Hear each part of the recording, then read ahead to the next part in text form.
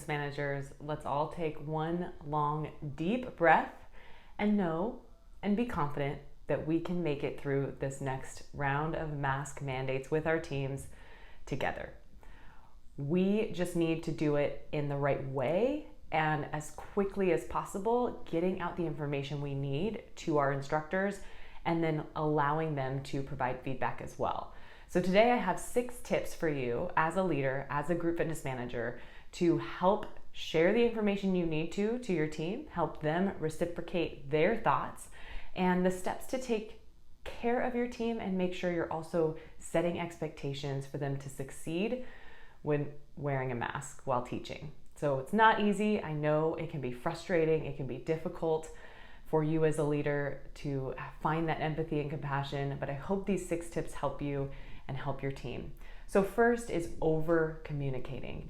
And I recommend providing 2 opportunities for your team to hear from you about the mask mandate and to make sure that they can also provide information as well or provide their feedback.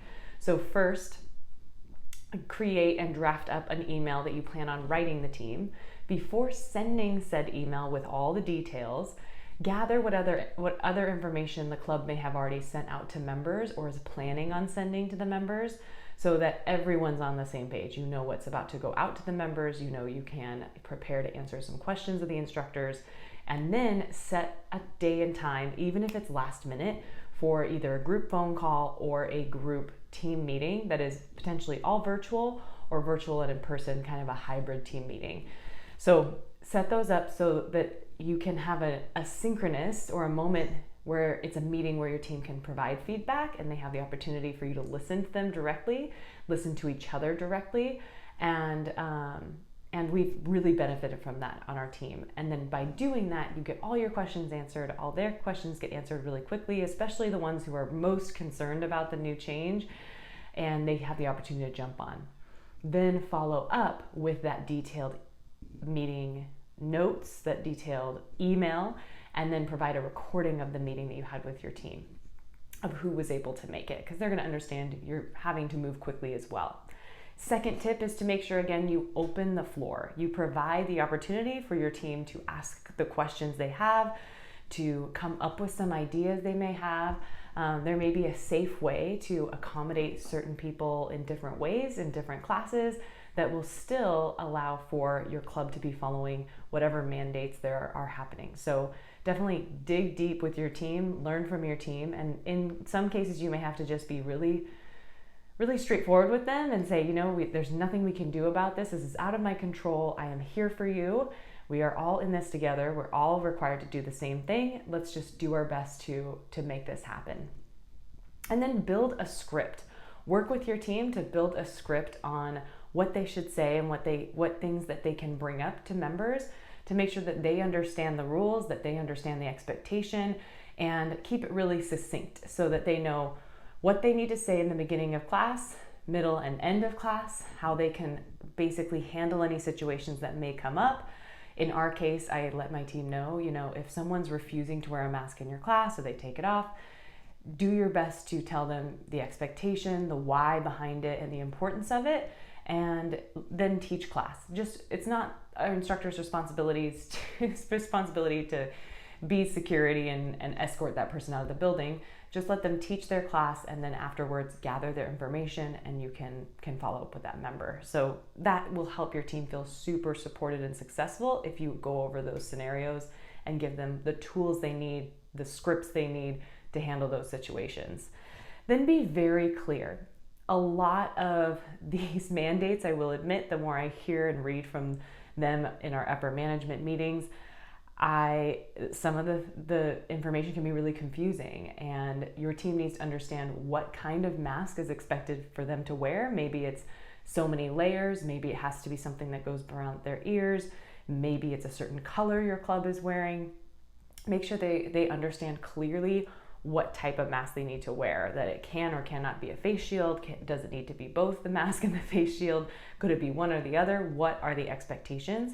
And then get very clear on what will happen if they choose not to wear a mask while teaching. What are the consequences for them? What are the consequences for the team? And what are the consequences for the entire club? So help them understand that very clearly, leave nothing up for interpretation so that they know what to expect. Then listen, do your absolutely best. If you're going to open up the floor, you really need to turn on your ears, close your mouth when you've said what you need to say.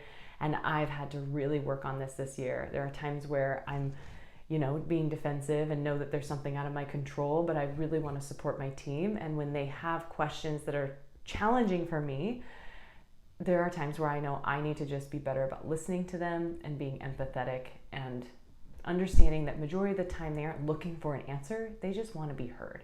So really, really turn on your listening ears to listen to your team. And then clarify that you approve that classes are going to be different, and they should be different.